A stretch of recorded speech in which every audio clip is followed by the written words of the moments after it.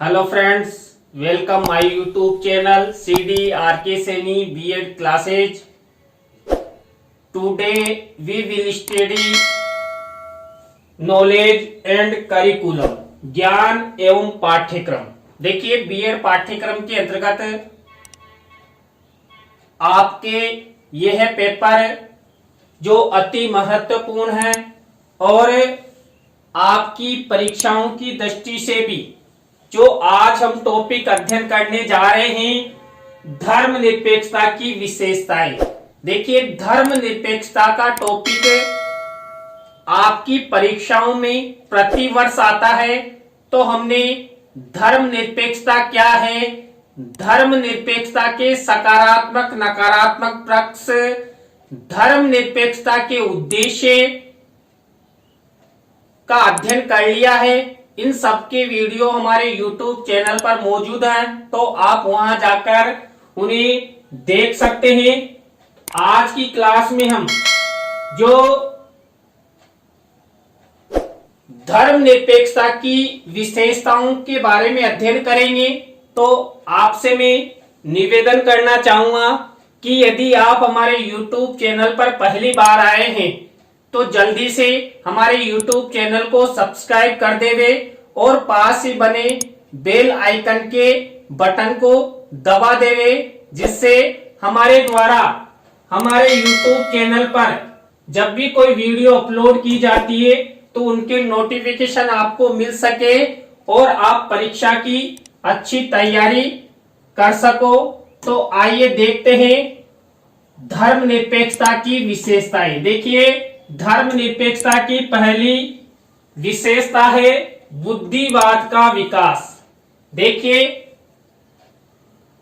धर्मनिरपेक्षता के जन्म होने से या किसी भी देश या राज्य में धर्मनिरपेक्षता लागू होने से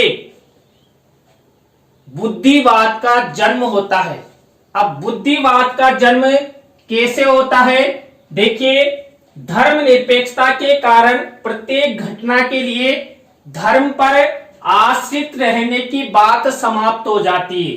देखिए, यदि धर्म विशेष को न अपनाकर सभी धर्मों को समान रूप से महत्व दिया जाता है तो क्या होता है, धर्म पर आश्रित रहने की जो भी बात आती है वो बिल्कुल समाप्त हो जाती है। क्यों?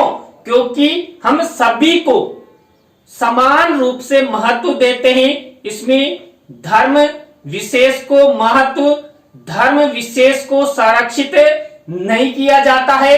तो इसलिए धर्म पर आश्रित रहने की जो बात है वो समाप्त हो जाती है। आदिम व्यक्ति, यानी कि आदिम का मतलब पहले व्यक्ति, प्रत्येक सामाजिक घटना को धर्म तथा परमात्मा की देन मानता था कि ये जो सब कुछ हो रहा है ये धर्म के अनुसार हो रहा है या ईश्वर ने हमें प्रदान किया है। लेकिन जैसे जैसे बुद्धिवाद का विकास हुआ, कार्यक्रम संबंधों की जानकारी बढ़ी और वास्तविक कारणों की जानकारी हुई, तो धर्म का महत्व कम होने लगा कि जो कई अंधविश्वास या रूढ़ियां हैं जो हमारे समाज में प्रचलित है, उन सब को भी हम ईश्वर की देन मानते हैं, धर्म की देन मानते हैं। लेकिन ना तो इन रूढ़ियों और अंधविश्वासों को ईश्वर ने बनाया और न ही धर्म द्वारा अपनाया गया, लेकिन लोगों की मान्यताएं, परंपराओं के द्वारा ये समाज में प्रचलित हो गई। लेकिन समाज में जब से व्यक्ति सक्रिय हुआ, बुद्धिमान हुआ, उसमें तर्क वितर्क की शक्ति उत्पन्न हुई, तब से ही जो ईश्वर द्वारा प्रदत्त बात को या धर्म द्वारा उत्पन्न परंपराओं को कम माना जाने लगा है, जिससे जो धर्मनिरपेक्षता है उसका प्रचलन अधिक हुआ है। आजकल तार्किक बातों एवं व्यवहारों को ही उचित माना जाता है। क्यों? धर्मनिरपेक्षता के कारण। क्यों?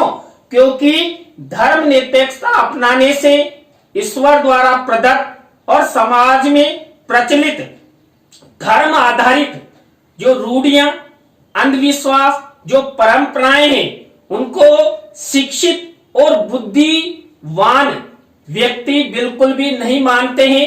आधुनिकता में वो जीवन यापन करते हैं। सभी धर्मों, सभी जातियों, सभी वर्गों के व्यक्तियों को समान मानते हुए किसी भी तरह का कोई भेदभाव नहीं करते। उनके जीवन में या उनके आचरण में एक ही धर्म रहता है, वह है भारतीय धर्म, कि हम सब भारतीय हैं और भारत का विकास धर्मनिरपेक्षता के आधार पर ही किया जा सकता है। यदि सभी व्यक्ति किसी विशेष धर्म को महत्व न देंगे, सभी धर्मों को समान रूप से मानेंगे, तो हमारे देश का विकास होगा और हम आगे बढ़ेंगे। तो ये हुई बुद्धिवाद का जन्म। देखिए, बुद्धिवाद के जन्म के द्वारा ही हमारा भारतीय समाज जो प्राचीन रूढ़ियां, अंधविश्वास है, उनको दूर करके आधुनिकता में जीवन यापन करने लगा है। दूसरी विशेषता है धार्मिकता में कमी आना।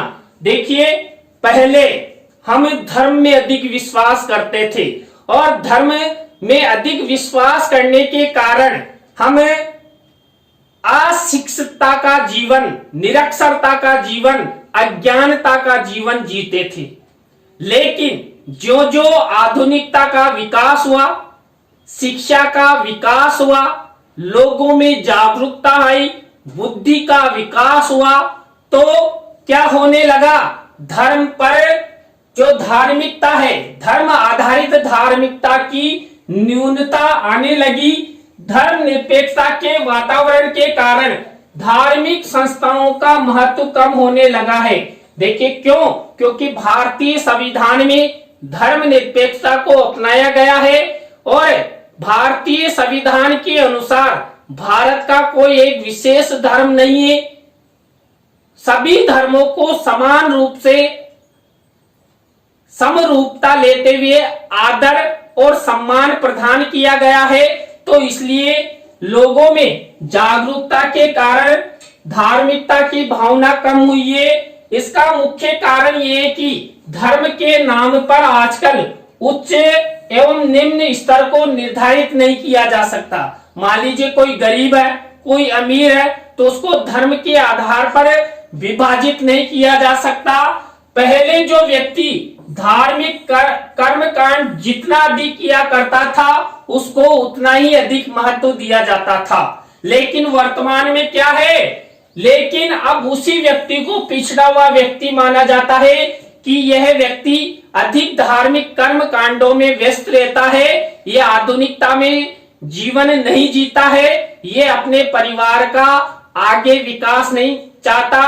तो देखिए, आजकल धर्म आधारित शिक्षाओं का प्रचलन भी कम हुआ है। लोग आधुनिक विषयों को ग्रहण कर अपना और अपने परिवार का शिक्षा क्षेत्र में अच्छा विकास करते हुए, अच्छा ज्ञान ग्रहण करते हुए, अच्छा व्यवसाय करने का सपना का उद्देश्य उनके मन में रहता है और वह धर्म निरपेक्षता के कारण क्योंकि देखिए, धर्म निरपेक्षता के द्वारा व्यक्ति भारत के किसी भी क्षेत्र में जाकर अपना व्यवसाय कर सकता है और अपनी आजीविका के द्वारा अपने परिवार का पालन पोषण करता है। तो देखिए, धर्म निरपेक्षता के कारण धार्मिकता में कमी आई। इससे विदित होता है कि जैसे जैसे धर्म निरपेक्षता की प्रक्रिया आगे बढ़ी, वैसे वैसे धर्म का महत्व कम होता जा रहा है। क्यों? क्योंकि धर्म निरपेक्षता के द्वारा ही हमारा विकास संभव है और धर्म निरपेक्षता यदि हम अपनाएंगे तो हमें आगे बढ़ेंगे। धर्म निरपेक्षता भावी जीवन निर्माण का एक महत्वपूर्ण घटक माना जाता है। इसीलिए हमारे भारतीय संविधान में भी इसको ग्रहण किया गया है और संपूर्ण भारतवासियों को धर्म निरपेक्षता के द्वारा यानी सभी धर्मों को समान रूप से आदर करते हुए, सम्मान करते हुए, किसी धर्म विशेष को महत्व संरक्षण न देते हुए सभी व्यक्तियों को समान रूप से आगे बढ़ाने का प्रयास किया गया है। थर्ड नंबर की विशेषता है वैज्ञानिक अवधारणा। देखिए, धर्मनिरपेक्षता की जो विशेषताएं हैं, उन विशेषताओं के अंतर्गत धर्मनिरपेक्षता को वैज्ञानिक अवधारणा भी माना है। क्यों? देखिए, धर्मनिरपेक्षता वास्तव में एक वैज्ञानिक अवधारणा है। धर्म के प्रवाह की वजह से कार्य कारण संबंध का प्रदर्शन उचित नहीं है, अतः लोग इस कारण अतार्किक बन जाते हैं। क्यों? क्योंकि वो तर्क नहीं करते हैं, धर्म के दबाव में आ जाते हैं, तो वो आधुनिकता की होड़ में आधुनिक जीवन यापन करने में वो आगे नहीं बढ़ पाते हैं। तो इस कारण धर्मनिरपेक्षता को मनोवैज्ञानिक या वैज्ञानिक अवधारणा मानते हुए भारतवासियों को आगे बढ़ाने का प्रयास किया गया है। धर्मनिरपेक्षता एक तार्किक विचारधारा पर बल देती है, इसलिए उसी प्रकार उसे सही माना जाता है जिसमें कार्य कारण संबंधों का प्रदर्शन हो। यानी कुल मिलाकर कार्य कारण संबंध। देखिए, मान लीजिए समाज में कोई अंधविश्वास है, कोई मान्यता है, तो उसका यदि उचित कि ये अंधविश्वास और रूढ़ी समाज के लिए लाभदायक है तो उसको मानना जाए। लेकिन भारतीय समाज में अधिक अंधविश्वास, रूढ़ियां प्रचलित है, जिसके कारण उनके कार्य कारण संबंध स्थापित नहीं हो पाते हैं और लोगों के मन में धर्म के प्रति महत्व कम हो गया है। धर्म के प्रति भावना जो पहले अधिक थी वो अभी कम हो गई है और लोग धर्मनिरपेक्षता का जीवन यापन करने लगे हैं और अपना विकास को आगे बढ़ाने में वो सहयोग करने लगे हैं। चौथे नंबर की विशेषता है विभिन्नीकरण को बढ़ना। देखिए, धर्मनिरपेक्षता के कारण विभिन्नीकरण का बढ़ावा मिला है। विभिन्नीकरण हमारे समाज में हुआ है। आजकल प्रत्येक घटना के पीछे धर्म की आड़ ली जाती है और प्रत्येक घटना के अलग अलग कारणों की छानबीन की जाती है। क्यों? क्योंकि धर्मनिरपेक्षता के कारण लोग धर्मों में अधिक विश्वास करते हैं, इसी कारण विभिन्नीकरण की मात्रा भी बढ़ती जा रही है। क्यों? क्योंकि लोग धर्म की आड़ अधिक लेते हैं और प्रत्येक घटना को धर्म पर आधारित भी मानते हैं, वैज्ञानिक कारण भी मानते हैं, प्राकृतिक कारण भी मानते हैं। तो लोग हर घटना की व्याख्या अलग अलग तरीकों से करते हैं, धर्म विशेष को न अपनाते हैं, यानी कि हर बात को वो धर्म से जोड़ते नहीं है। विभिन्न कारण, मान लीजिए भूकंप आ गया तो इसको धर्म के अनुसार नहीं मानेंगे, इसके विभिन्न दृष्टिकोणों के द्वारा इसकी व्याख्या करेंगे कि या तो ये प्रकृति की देन है या पृथ्वी में कुछ हलचल हुई, इस कारण भूकंप आया। मान लीजिए बरसात नहीं हुई तो लोग धर्म के नाम पर कई अंधविश्वास और रूढ़ियां उत्पन्न कर लेते हैं, लेकिन बरसात प्रकृति की देन है और जैसा मानसून आता है वैसी बरसात होती है। तो यहाँ पर विभिन्नीकरण का बढ़ावा मिलता है। धार्मिक कार्य करने वाले व्यक्ति अलग अलग होते हैं। देखिए, धर्मों में भी कई लोग धर्मों में अधिक विश्वास करते हैं, कोई लोग कम करते हैं और कई लोग तो धर्म को बिल्कुल नहीं मानते हैं। तो यहाँ पर विभिन्नीकरण बढ़ा है, किसके द्वारा? धर्मनिरपेक्षता के द्वारा। तो देखिए, आज की क्लास में हमने धर्मनिरपेक्षता की विशेषताओं के बारे में अध्ययन किया। आपको वीडियो कैसा लगा कमेंट्स में हमें जरूर बताएं और यदि अच्छा लगा हो तो वीडियो को लाइक करें, कमेंट्स करें और अपने मित्रों और सहपाठियों को जरूर शेयर करें। नए टॉपिक के साथ हम आपसे फिर मिलेंगे CDRK Saini BEd classes YouTube channel पर। राम राम सा, बाय।